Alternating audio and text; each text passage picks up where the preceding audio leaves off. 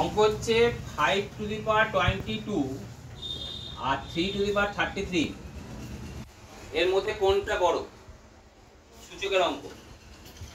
তাহলে এই ধরনের অঙ্ক থাকলে এরা 5 বার 22 মানে 22 সংখ্যক 5 বারে গুণ করা অসম্ভব ব্যাপার, তাই না? তাহলে কি করবে সেক্ষেত্রে এদের 5টাকে লেখা যায় 5, এটা 2 গুণিত 11, আর 3টাকে লেখা যায় 3 গুণিত 11 লেখা যায়। তাহলে আমি কি করলাম, একই পাওয়ারে আনার চেষ্টা করলাম, বুঝতে পেরেছি?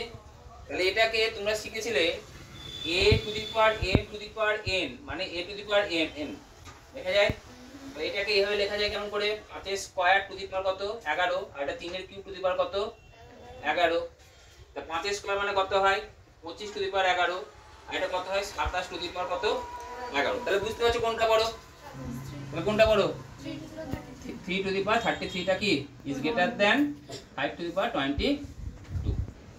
বুঝা গেছে?